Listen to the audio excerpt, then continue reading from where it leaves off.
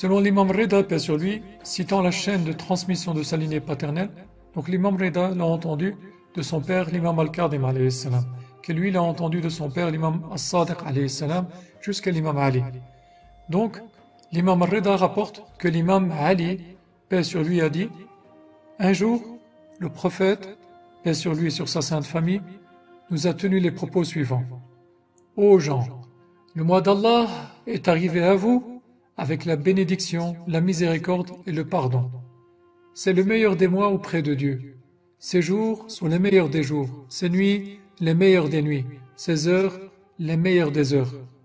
أيها الناس إنه قد أقبل إليكم شهر الله بالبركة والرحمة والمغفرة شهر هو عند الله أفضل الشهور وأيامه أفضل الأيام ولياليه أفضل الليالي وساعاته أفضل الساعات. Effectivement, le mois de Ramadan est le mois de la miséricorde et du pardon. Et de quelle miséricorde nous parlons? Il est rapporté que notre Seigneur, soit-il exalté, dès la première nuit du mois de Ramadan, a franchi du feu de l'enfer des milliers de ses serviteurs. Et chaque jour de ce mois, Allah a franchi du feu de l'enfer des milliers de gens. Et lorsque vient la dernière nuit, Allah en a franchi encore autant qu'il en a affranchi depuis le début du mois.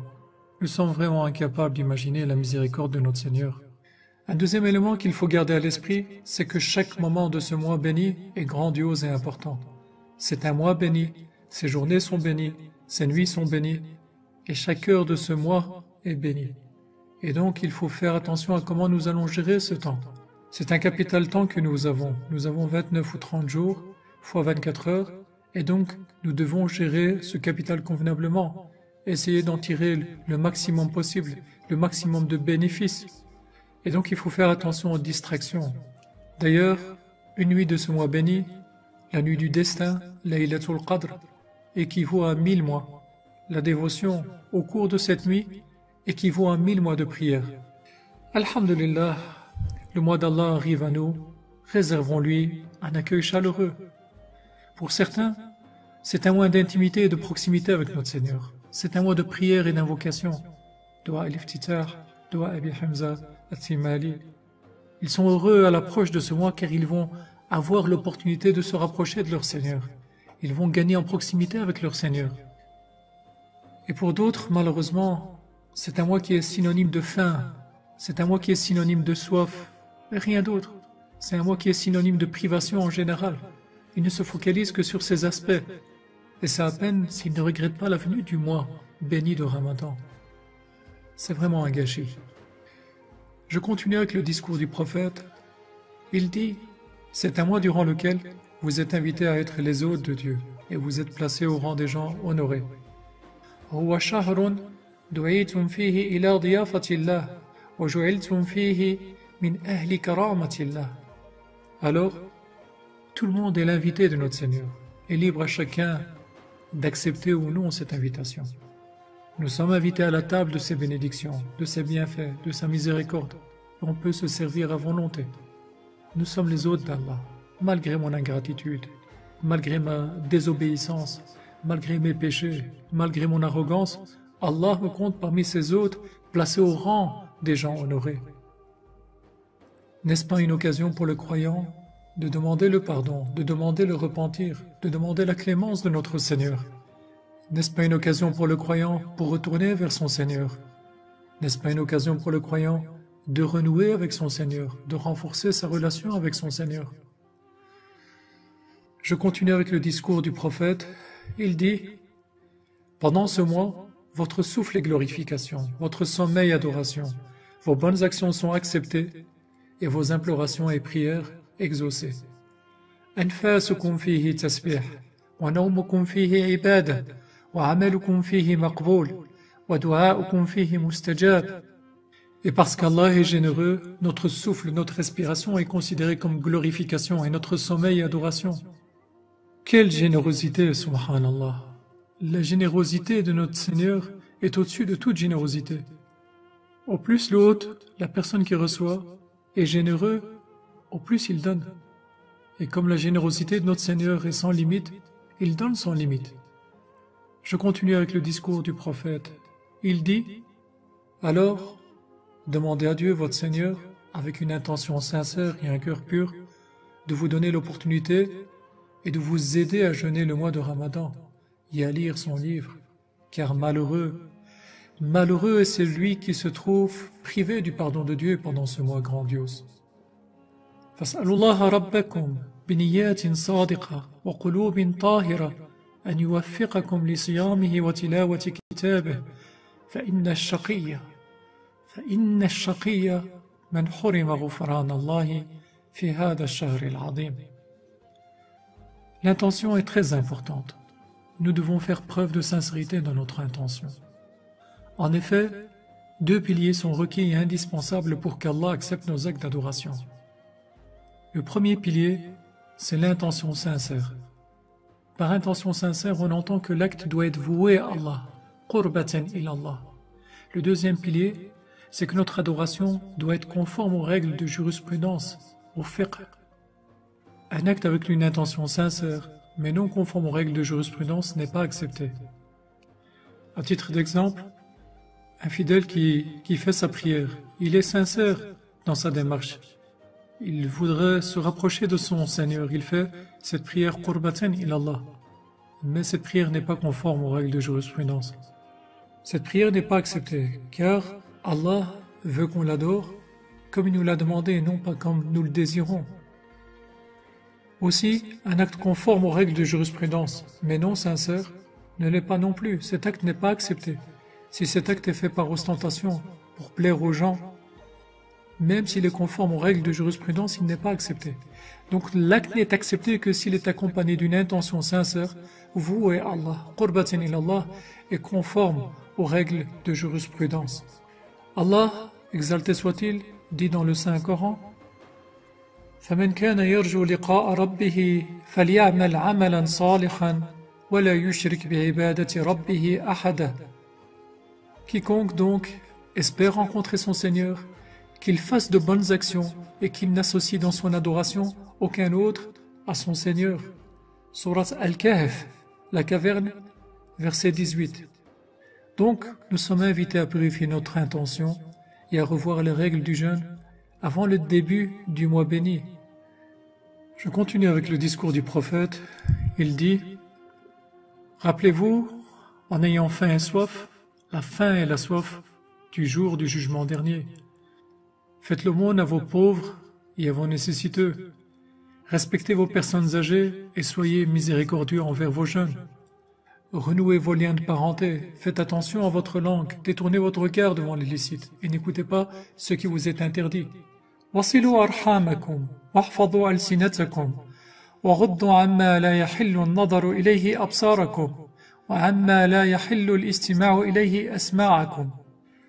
Au même titre qu'il existe des règles de jurisprudence à observer lors du jeûne, pour atteindre l'objectif du jeûne qui est la piété, at-taqwa, la'allakum tattaqun, il y a des conditions intérieures, contrôler ses pensées, contrôler ses sens, éviter les maladies du cœur.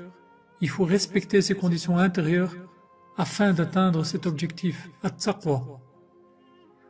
Dans tout acte d'adoration, il existe des degrés de pratique. Et en fonction de chaque degré de pratique, on atteindra un degré de piété. Certains fidèles pratiquent leur foi en profondeur et d'autres la pratiquent d'une manière superficielle. À titre d'exemple, certains fidèles accomplissent leur prière en étant concentrés et en toute humilité devant leur Seigneur, et d'autres l'accomplissent d'une manière superficielle. C'est une gestuelle sans profondeur. Clairement, la prière qui empêche le fidèle de commettre un péché, la salat, la prière qui préserve de la turpitude et du blâmable, al-fahsha ou al-munkar, ce n'est pas la prière qui se limite à la gestuelle, c'est la prière dans laquelle il y a une portée spirituelle. C'est cette prière qui nous aidera à atteindre la piété. Allah, exalté soit-il, dit « Inna as-salata tanha anil fahsha'i wal munkar » En vérité, la salat préserve de la turpitude et du blâmable. Surat Al-Ankabut, l'araignée, verset 45. En ce qui concerne le jeûne, on peut distinguer trois catégories de jeûneurs ou trois catégories de jeûnes. Je les cite. La première catégorie, le jeûne du commun des mortels, Sawmul Awam. La deuxième catégorie, le jeûne des intimes, des fidèles qui ont une certaine proximité avec Allah, Sawmul Khawas. La troisième catégorie, le jeûne des plus intimes, Sawmul Khawasil Khawas. Le jeûne des fidèles qui ont une proximité profonde avec Allah.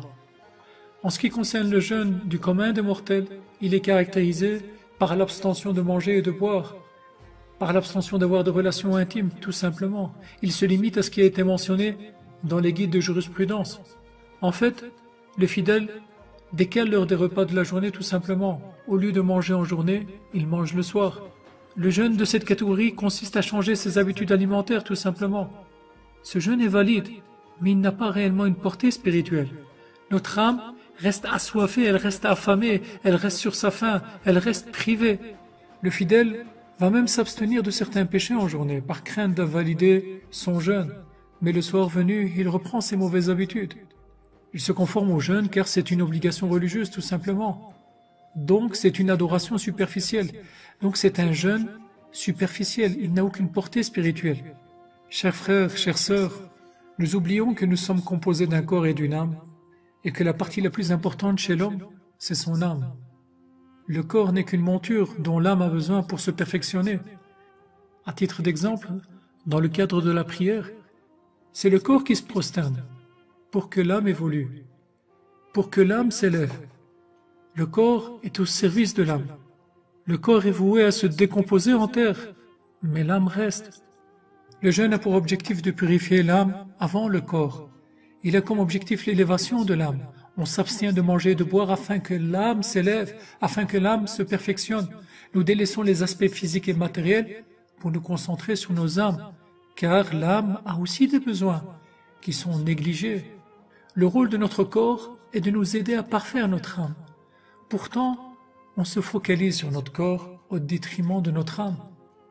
On cite souvent le fait que le jeûne est très bon pour la santé physique et on organise de longues conférences dans lesquelles on tend à le démontrer scientifiquement et on tend à démontrer qu'il y a une concordance entre ce que dit la religion à ce propos et les résultats scientifiques auxquels on est arrivé. C'est très bien, mais pourquoi s'arrêter là? Pourquoi on ne démontre pas que le jeûne est excellent pour la santé de l'âme aussi? Le jeûne n'est-il pas plus bénéfique pour l'âme que pour le corps? Si le jeûne n'est pas autant bénéfique pour l'âme que pour le corps, il ne l'est pas moins. Revenons au jeûne du commun des mortels. Pensez-vous que le fidèle qui a pratiqué ce jeûne superficiel peut espérer évoluer spirituellement et au niveau de sa piété? Je voudrais citer un exemple pour matérialiser l'idée que l'âme reste assoiffée. C'est l'exemple d'une personne se trouvant au milieu de nulle part, dans le désert. Elle a faim et elle a soif et elle voit un restaurant. Elle rentre et les buffets sont pleins et elle peut se servir à volonté. Malheureusement, elle observe le buffet, elle goûte l'un ou l'autre plat, sans plus et elle ressort, elle repart. Elle ne prend pas non plus de provisions avec elle. Elle continue son chemin et après un moment, elle a de nouveau faim et soif. Elle constate qu'elle n'a pas assez mangé ou qu'elle n'a pas mangé du tout et elle n'a pas de provisions non plus. En finalité, comme elle se trouve dans le désert, elle est vouée à sa perte. Donc quelqu'un qui ne profite pas des bénédictions du mois de Ramadan et qui ne fait pas d'efforts, son âme est vouée à sa perte. Elle n'est pas nourrie, elle reste affamée et assoiffée. Allah, exalté soit-il, dit dans le Saint-Coran, وَتَزَوَّدُوا فَإِنَّ خَيْرَ الزَّادِ التَّقْوَى. Et prenez vos provisions, mais vraiment la meilleure des provisions est la piété. Surat al-Baqarah, la vache, verset 197. En ce qui concerne la deuxième catégorie, le jeûne des intimes, en plus de l'abstention de ce qui a été mentionné dans les guides pratiques, il consiste à préserver nos sens et nos organes avec lesquels nous agissons, nos organes d'action, al-jawarih, du péché. Donc il consiste à préserver l'ouïe du péché. Le fidèle va éviter d'écouter la calomnie et les interdits. Il consiste à préserver le regard du péché. Le fidèle va détourner le regard devant l'illicite. Il consiste à préserver la langue du péché. Le fidèle va retenir sa langue du bavardage, du mensonge, de la calomnie, des propos indécents, des insultes, de la dispute, de la polémique. Il consiste à maîtriser nos sens et nos organes avec lesquels nous agissons, les préserver du péché. Clairement, après un mois d'effort et de jeûne, le fidèle pourra atteindre une certaine maîtrise de soi, le contrôle de soi, le contrôle de ses sens, le contrôle de ses organes, al-jawarih. Il pourra améliorer son comportement, il pourra lutter contre ses défauts. Et donc, il pourra atteindre un degré non négligeable de la piété. Et il ressort du mois de Ramadan gagnant, mais pas suffisamment à l'abri de succomber de nouveau au péché. Le fidèle a évolué et a vraiment profité du mois béni. Mais à peine le mois béni terminé, sa pratique religieuse diminue et elle devient monotone. Et donc, il n'y a plus d'évolution spirituelle. Et qui n'évolue pas, recule. Et il va doucement, doucement perdre les acquis du mois de Ramadan. Et donc pour de nouveau évoluer, spirituellement, il a besoin d'une autre station d'adoration. Muharram, Sha'ban, Rajab. Mais entre-temps, il aura peut-être perdu tous les acquis du mois béni de Ramadan. Et donc il va devoir recommencer de nouveau à zéro. Si nous reprenons l'exemple précédent, le fidèle ici va profiter du buffet et va manger et boire à sa faim. Il va même prendre avec lui des provisions pour le restant du chemin, mais peut-être pas suffisamment.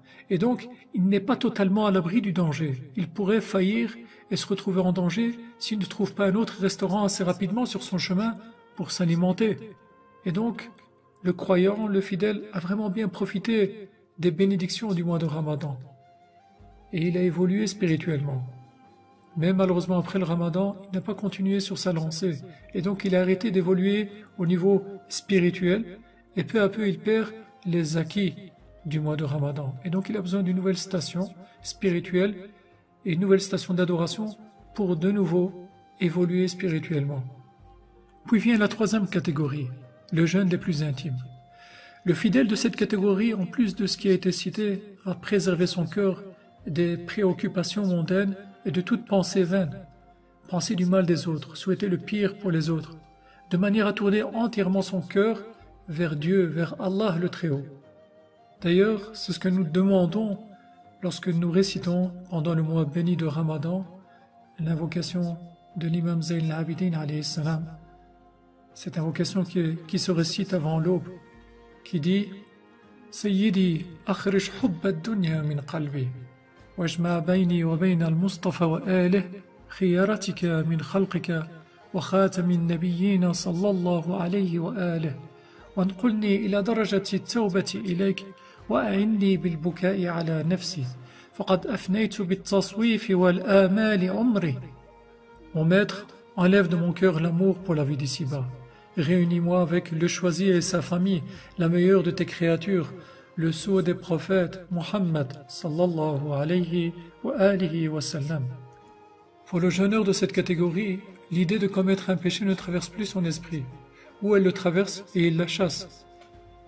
Le fidèle va tendre à combattre ses défauts et les maladies du cœur qui sont l'ostentation, l'orgueil, la jalousie, l'arrogance. Ce fidèle, en plus d'avoir un contrôle sur ses sens et sur ses organes avec lesquels il agit, al-jawarih, il a un contrôle sur son cœur et sur ses pensées. Clairement, cette catégorie a réellement profité du mois béni de Ramadan et elle a atteint un degré élevé de piété. Si nous reprenons l'exemple précédent, le fidèle de cette catégorie ne quitte jamais le restaurant et il va continuer à se servir au buffet et à volonté. À l'extérieur du restaurant, c'est le désert. Pourquoi quitter le restaurant? En fait, il a trouvé le bonheur, il a trouvé la bonne adresse et donc il ne veut plus quitter le restaurant. Et puis le patron du restaurant ne l'expulse pas non plus. Il est le bienvenu. Le fidèle a évolué spirituellement et il a vraiment profité du mois béni. Mais ce n'est pas terminé car il désire continuer à évoluer.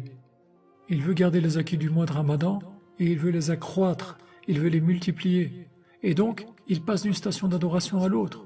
Le mois béni s'est terminé, mais il continue à jeûner quelques jours par mois, à accomplir la prière de la nuit, salatul layl, réciter les invocations journalières et hebdomadaires en attendant une autre station, Muharram, Rajab, Sha'ban. Son âme est en permanence nourrie. Pour ce fidèle, le mois de Ramadan n'était qu'une station d'adoration supplémentaire pour encore plus se rapprocher de son Seigneur, pour encore plus évoluer spirituellement. La ilaha illallah. Je voudrais conclure sur ces dernières phrases. Le jeûne, comme tout acte d'adoration, a une dimension extérieure et une dimension intérieure, une écorce et un noyau. Et donc nous avons le choix maintenant de nous en tenir à l'écorce, le jeûne du commun des mortels, ou de nous élancer vers le noyau, le jeûne des plus intimes, la troisième catégorie. Mais si nous atteignons le noyau, et nous l'atteindrons, Inch'Allah, soyons ambitieux, nous aurons réellement franchi une étape importante dans notre évolution spirituelle. Chers frères, chères sœurs, le jeûne est le moyen qui nous permet d'atteindre le contrôle de soi, la maîtrise de soi, et donc la piété. La piété étant la maîtrise complète de ses pensées, de ses sens, de ses organes, dans les limites des lois divines. Voici ce que dit le grand savant et philosophe Sayyid Mohammed Hussein Tabatabai en ce qui concerne la piété. La taqwa a été expliquée dans le hadith par éviter d'abandonner les obligations divines et éviter de commettre les interdits divins. En d'autres mots, s'acquitter de ses obligations divines et éviter de commettre les interdits avec nos sens, nos organes et nos pensées. Et c'est la meilleure chose à faire pendant ce mois béni. L'imam Ali demanda au prophète, paix sur lui et sur sa sainte famille, « Ô messager de Dieu, quelle est la meilleure chose à faire pendant ce mois ?»